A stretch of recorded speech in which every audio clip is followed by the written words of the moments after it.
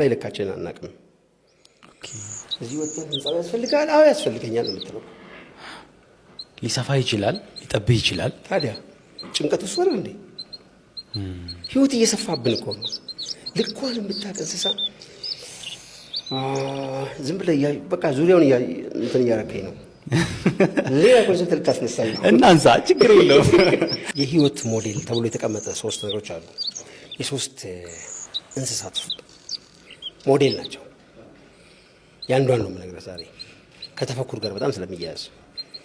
3ቶቹ ሞዴሎች የወፍ ህይወት፣ የቀንድ አውጣና የግንደ ቆርቆር።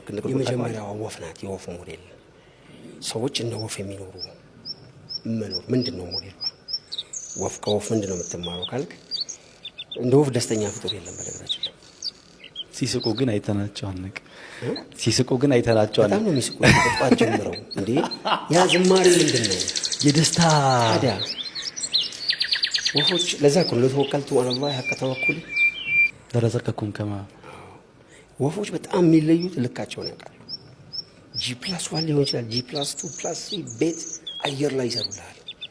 ግን ለምትጥለው 2 እንቁላሎች ለምታሳድጋቸው 2 ልጆች በቂ የሆነ ቤት ነው። ከዛ ታስፈልጠው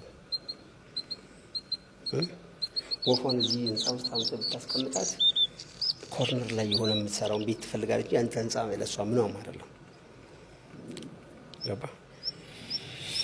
እኔን ትልቅ ፓላስ ያስፈልጋል ወይ ብለህ ብጠይቅኝ አዎ እልሃለሁ። የ100 ሚሊዮን ቤት ብር ያስፈልጋል? አዎ። ልኬን አላውቅም። ያ ቤት ይሰፋብኝና ቅድም እንዳልኩ ልብሱ ጭንቀት ይፈጠራል። ሸይጣን መጥቶ ይነግረኛል ቤቱ እኮ ሰፍቶብህ አይደለም አንተ ነህ እንዲህ ያደረገው፣ ሌላ ተጨማሪ ቤት ያስጨምረኛል።